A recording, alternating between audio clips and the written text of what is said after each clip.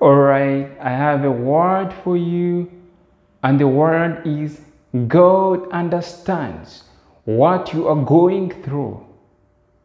He sees each tear that falls.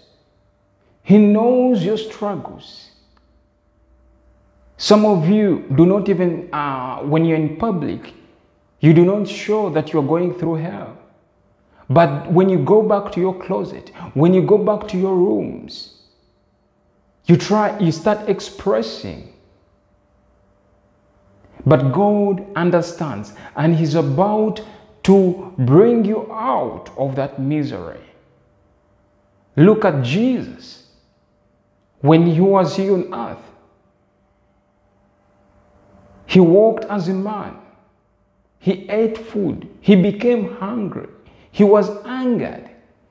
He was abused, and they said all sorts of words against Him. They falsely accused Him of blasphemy. They did all sorts of things to see that He falls down to His ground. To the ground. He knows what it is to be hungry. He knows what it is to be falsely accused. Listen, this was the Son of Man. This was the Son of God. But He was falsely accused. He understands your struggles. He sat where you sit. He became poor so that you can become rich. He knows what it means to be poor. He knows what it means to lack. He knows what it means to be in a location where there is crime and violence. Some of you are surrounded with fear. You are surrounded with so much intimidation, with so much persecution. I want to reassure you that God knows your situation. He knows exactly the path that you are taking. Listen, God watches each step that you take. The enemy that is against you right now will not be tomorrow. I repeat, the enemy that is against you right now will not be tomorrow, because God is about to deal with them. The battle is not yours, it is the Lord's. So whatever you do, humble down yourself. Just continue doing what you do. Continue reading your scriptures. Continue being obedient to God. And let Him fight your battles.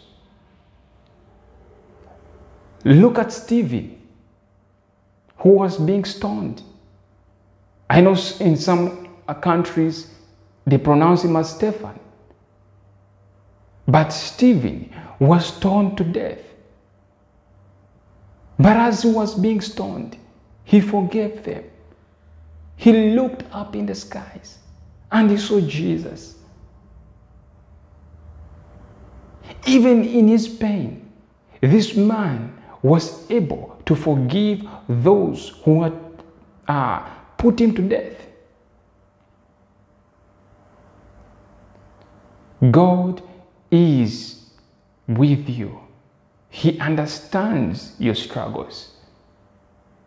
You may be on the road and you may think that road is full of destruction.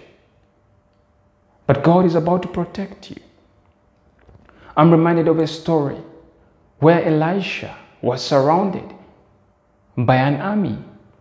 These people had come with one motive: to destroy Elisha.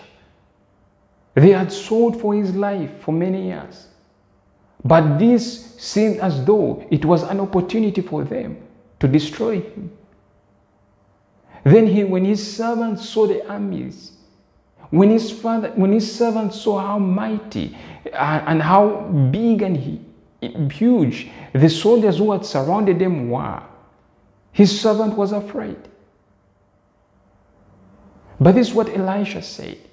He said, those that are with us are more than those that are with them. And he prayed that the eyes of his servant be opened. And when his servant's eyes were opened, my God, he saw angels who had surrounded them. There are angels around you who are protecting you. Some of you would have died. Some of you would have died in your sleep. Some of you are living in dangerous areas. Your states are dangerous. Your neighborhood could be full of crime and violence, but you have survived it. The street that you walk on every day, somebody was killed on that street. The road that you use when you're going back home, somebody was murdered on the same road. But God has protected you. God has withheld, and he has put a shield around you. Because he loves you. Because he has a plan for you. Because you belong to him. Because you are his child. Now, some of you think that just because you have sinned, God hates you. Or just because you have sinned, God is far away from you, or God has left you. But listen, Jesus said he will never leave you nor forsake you. Even in your sin, he's still with you. He's just waiting for you to return back home. He will still protect you, just like he has been protecting you.